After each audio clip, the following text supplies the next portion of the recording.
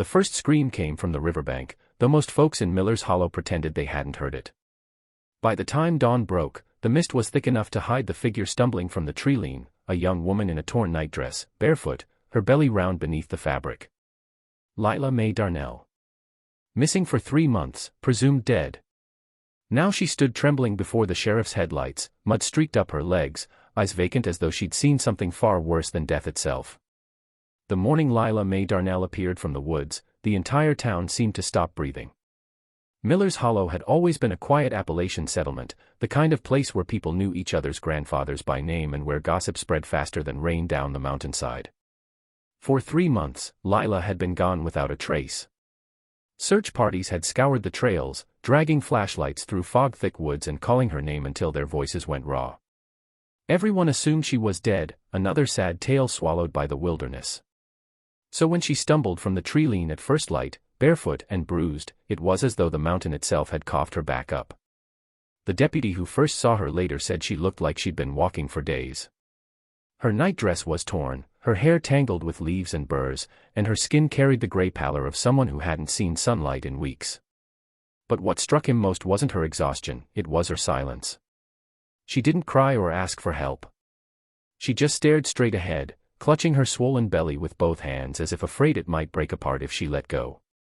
The air around her smelled faintly of damp earth and something metallic, like old blood. When the sheriff's truck pulled up, the headlights caught her face, and even the engine seemed to quiet. Her eyes were distant, not frightened exactly, but hollowed out, as if something behind them had burned away. The sheriff approached slowly, his boots sinking into the mud, and asked her where she'd been. She didn't answer. He tried again, softer this time, but she only whispered, "Don't let them follow." They brought her to the clinic, though the doctor there could do little more than clean her wounds and wrap her in blankets. Her pulse was unsteady, her skin cold despite the heat of the wood stove. When he examined her, his brow furrowed, her pregnancy was far along, much further than it should have been when she disappeared. By his count, she'd either been pregnant before she went missing or something had changed while she was gone. Word spread fast, carried from porch to porch and store to store. By noon, everyone knew Lila was alive, and by evening, they were already arguing about who the father might be. But in every retelling, in every whispered version of her return, one thing stayed the same: no one could explain the look in her eyes, that faraway stare that seemed to reach past the town, past the living, to something still waiting in the woods. After Lila's sudden return, the townsfolk couldn't stop talking about the last place she had been seen. Everyone in Miller's Hollow knew that she had vanished near the edge of the old mining woods, a dense stretch of forest that had been abandoned decades ago after the ground caved in, swallowing a handful of miners and sealing their tunnels forever. The trees there grew so close together that even in daylight it was dim, the air thick with the smell of moss, coal dust, and rot. It was said that no birds sang past the ridge, and those who wandered too far often came back with stories of whispers and shadows moving between the pines. Most locals avoided the area completely, but Lila had been drawn to it in the weeks before she disappeared. Neighbors recalled seeing her walking the dirt road toward the mines at dusk, barefoot, her eyes unfocused, as if she were listening to something they couldn't hear. People whispered that she had been meeting someone out there, perhaps a secret lover, maybe one of the drifters who sometimes passed through the valley looking for work. Others said she was simply lonely, that the woods offered her a kind of comfort she couldn't find in town. But after her disappearance, those whispers turned darker. Some began to claim that Lila wasn't alone in those woods, that strange lights had been seen flickering behind the trees, and that the sound of a baby crying could be heard late at night near the old mine entrance. The sheriff had gone out there once, hoping to find tracks or signs of her, but he returned pale and shaking, muttering that the ground felt hollow, like something was breathing beneath it. When Lila reappeared, her silence about what had happened only fueled the rumors. Children dared each other to run to the edge of the woods at night, and old-timers shook their heads, saying that the mountain never gives back what it takes without reason. A few believed she had fallen under some sickness brought by the air down there, a madness that made her forget who she was. But others spoke of older things, of the families who once lived near those mines, the ones who never left even after the collapse, their bloodlines twisting over generations until no one could tell who was kin to whom. Whatever had kept Lila alive in that cursed place, they said, wasn't human kindness. There was something else deep in those woods, something waiting, and somehow, she had come back carrying its mark. When Lila returned from the woods, it was the question everyone wanted to ask but no one dared to speak aloud: who was the father of the child she carried. The sheriff tried first, gently at her bedside, while her mother hovered near the door with a damp cloth and trembling hands. Lila's lips parted as if to answer, but nothing came. Her gaze shifted toward the window, toward the dark line of trees beyond the fields, and a quiet dread filled the room. From that moment, her silence became its own kind of confession. People began to wonder if she even knew herself who the father was, or if whatever happened in those woods had erased that truth from her mind entirely. The townsfolk speculated in low voices. Some thought it must have been one of the men who had helped search for her, someone who took advantage of her when she was weak or confused. Others swore it had to be someone from her own family. The Darnells had lived in Miller's Hollow for generations, and their family tree had always been more of a tangled vine than a straight line. Cousins married cousins, kin shared blood too closely for comfort, and old rumors of inbreeding had followed them for decades. Still, no one wanted to believe it outright. The idea that her child might come from that same twisted lineage was something they all feared but refused to name. Each time someone tried to question her, Lila's face would go pale, her breath catching as if she'd swallowed the words before they could escape. Her mother said Lila would wake in the middle of the night gasping, pressing her hands to her belly as though trying to calm something moving inside her that didn't belong. Once, the preacher came to pray with her, and when he asked about the father, she shook her head slowly and whispered, "He's not supposed to have a name." The preacher left without finishing the prayer and never returned to the house again. As her pregnancy advanced, the fear around her grew heavier. No one offered to bring food anymore, and the midwife began avoiding the road that led to the Darnell home. The sheriff, who once checked in daily, stopped coming by after one night he swore he saw a figure standing in the yard beside her window, tall, still, and watching. When he went to look, there were no footprints, only the faint scent of wet soil drifting from the direction of the woods. Whatever had happened to Lila out there, whoever, or whatever, had claimed her, it had followed her back. Not long after Lila's return, strange things began happening around Miller's Hollow. It started small, with the animals. The farmers along the lower fields began noticing deformities in their livestock, calves born with fused limbs, piglets that wouldn't survive past a day, and a litter of kittens born eyeless yet somehow still breathing for hours after birth. At first, people blamed it on bad feed or the heat, but soon the pattern became impossible to ignore. Every one of those births occurred within a few miles of the same stretch of woods where Lila had been found. It was as if something in the soil or air there had turned sour, tainting the very life that came from it. By the second week, people began whispering that the land itself had been cursed. Old men at the diner talked about the mines again, about how the ground was never properly sealed and that something unnatural had seeped into the earth when it collapsed. Some swore they could hear a low humming when the wind blew from that direction, like the sound of machinery buried deep below the roots. The animals, they said, could hear it too. Cows refused to graze near the tree-line, dogs barked at nothing for hours, and birds avoided the area entirely, their migration paths bending unnaturally around the valley.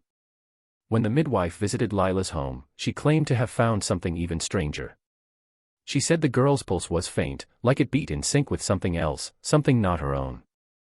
The midwife left shaken and told no one what she'd seen until days later, when she broke down crying in the general store, insisting that the unborn child's heart didn't sound right. By then, even the skeptics began to feel the change in the air. The nights grew quieter, the air thicker, and an unpleasant metallic tang lingered after every rainfall, as though the ground itself was bleeding. A few dared to connect the pattern, the misshapen animals, the stillborn calves, and the strange pregnancy hidden in the Darnell house. They said it wasn't coincidence. Something was spreading from that girl, or perhaps from whatever she had carried back with her from the woods. The preacher tried to calm the townsfolk, warning them not to give power to superstition, but even he hesitated to walk past the old mining road after sunset.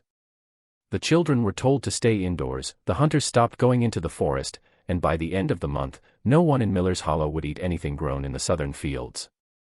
They said the land had gone bad, that the roots were feeding on something they shouldn't have, and that Lila's unborn child was proof of it.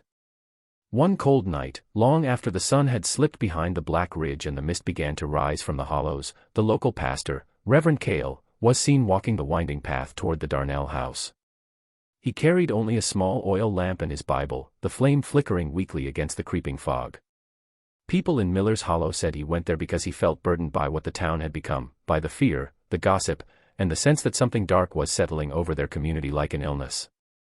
But some believed he went because he'd been dreaming about Lila, hearing her voice whispering scripture in his sleep, asking for forgiveness that wasn't hers to claim. Whatever his reason, he never spoke it aloud, and when he reached the Darnell porch, only the crickets and the sound of his boots breaking the frost kept him company.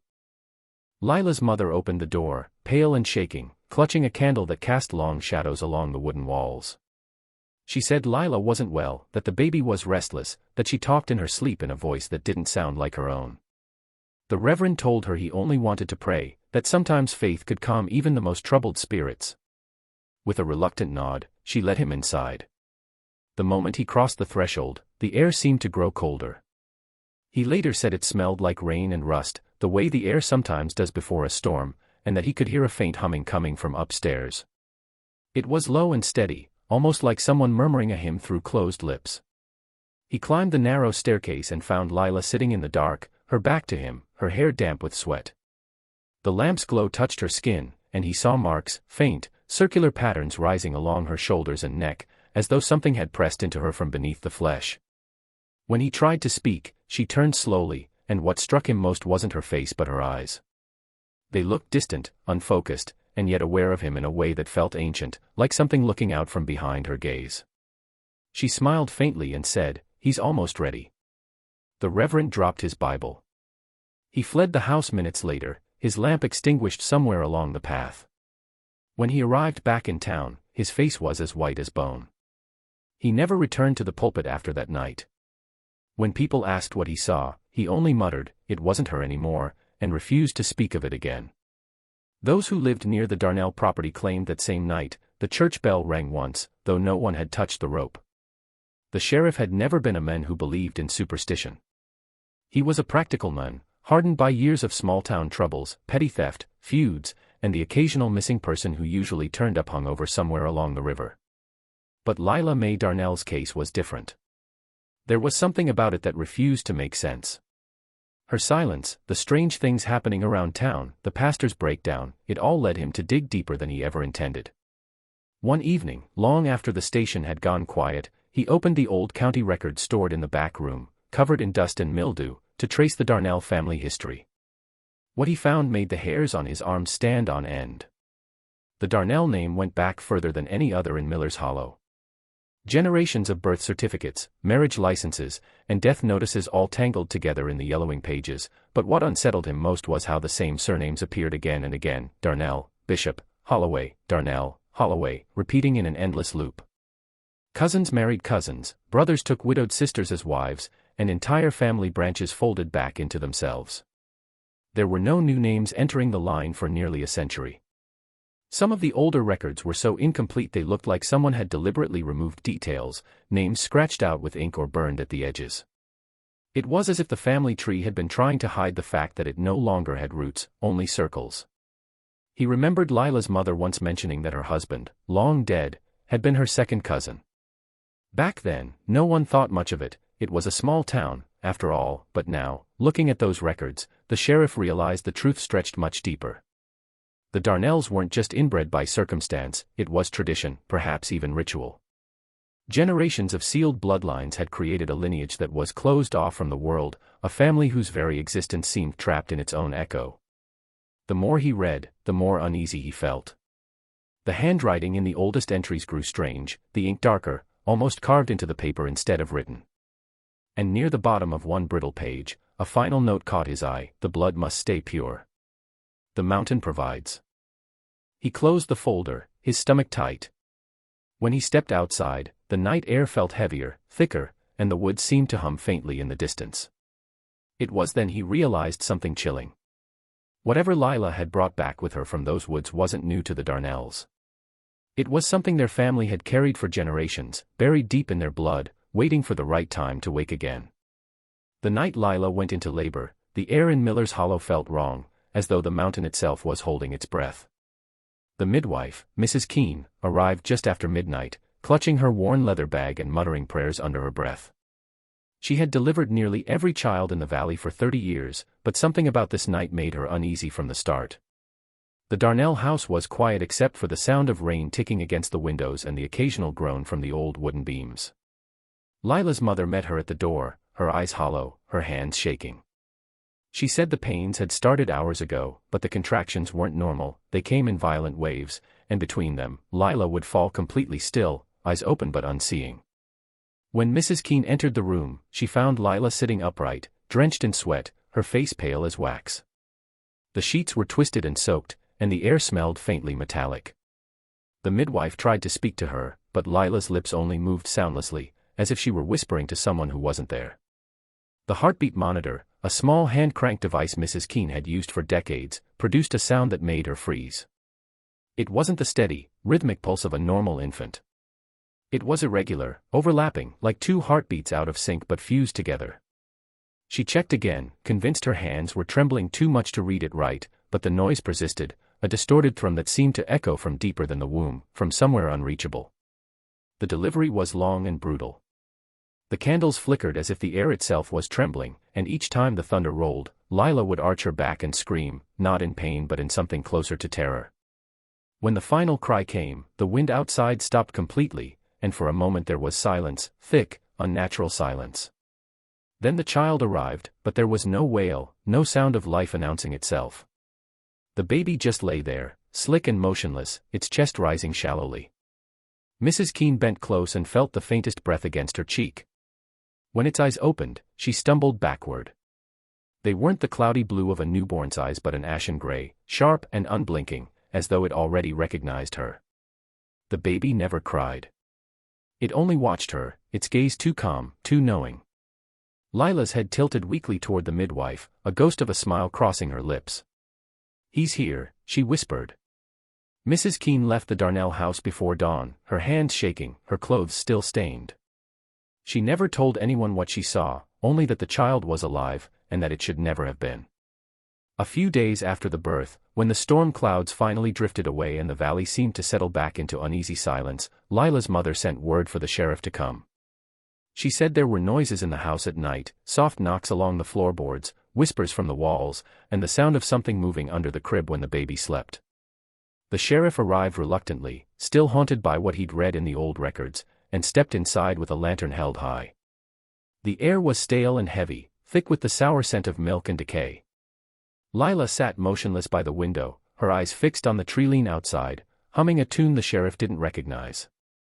The baby lay in the cradle beside her, swaddled in a blanket that seemed too large for something so small. Its breathing was slow, but each rise and fall of its chest made the sheriff's skin crawl. It didn't sound natural, more like the slow rhythm of something imitating life. When he knelt to check the noises coming from beneath the crib, his lantern light caught faint carvings etched into the wood planks of the floor. They formed circles, spirals, and jagged lines intersecting one another, like some crude language or a pattern meant to bind something in place. The marks were old, deeper than the recent scratches of a knife, as though someone had carved them decades ago and time had only just revealed them. As he ran his hand across the grooves, he noticed the edges were stained darker than the surrounding wood, a reddish hue that could only have been blood once. Lila's mother gasped when she saw what he'd found, saying those carvings weren't there before Lila went missing.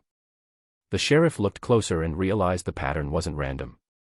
It matched the strange symbols carved into the tombstones in the Darnell family graveyard, the same ones found on the oldest headstones dating back to the 1800s. He remembered the phrase in the family records, "The mountain provides," and felt a chill sink into his bones. It was as if whatever force had ruled over that bloodline had been waiting for this moment, for Lila to bring something back that would complete the circle. The baby stirred suddenly, and the sheriff froze. Its small hand reached from the blanket, fingers curling in a slow, deliberate motion as though tracing the same symbols in the air. The lantern flickered, and a low humming filled the room, rising from the floorboards beneath them. Lila's voice joined it, soft and distant, still humming that same tune as if she were singing to the thing in her arms, or to the thing beneath the house that had been waiting all along. It began with the sound of crying echoing through the woods at night. At first, the townsfolk thought it was just a wild animal, maybe a fox or a bobcat, since those creatures were known to make eerie, human-like sounds when they called to one another. But as the nights went on, the cries grew sharper, more distinct, more like a baby's wail than any animal that belonged to the mountain. The sound carried down from the ridge, winding through the trees, and reaching the houses along the lower road. Those who heard it said it didn't fade like a normal echo, it moved, circling, as if it were following them. The first to report it was old Martha Simmons, who lived closest to the tree-lean. She swore she woke in the middle of the night to hear a baby crying outside her window, faint but unmistakable. When she stepped onto her porch, the sound stopped, replaced by a low, wet breathing that came from the woods. The next morning she found small handprints pressed into the mud near her steps, too small for any living child but too defined to be animal tracks. A week later, more people began hearing it.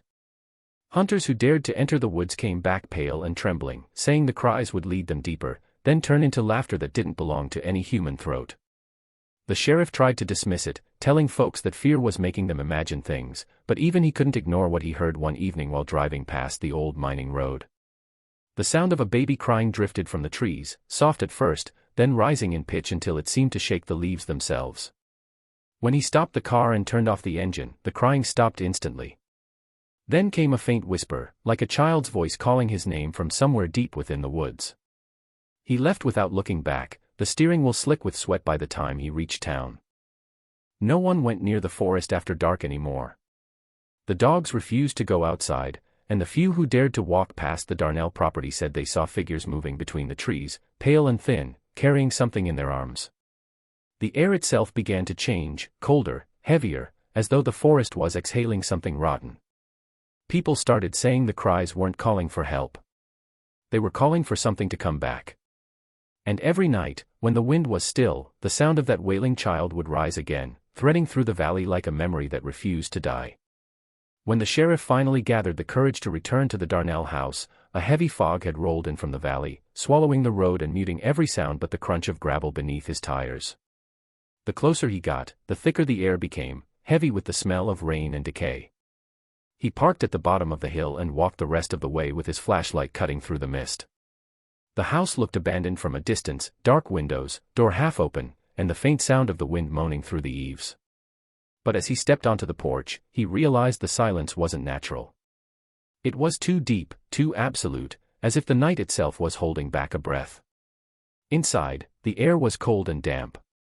Dust hung in the light beam like ash, and the walls were streaked with something dark that had seeped from the ceiling. The furniture was overturned, the table smashed, and the scent of iron filled the air. He called out for Lila, for her mother, for the baby, but no voice answered.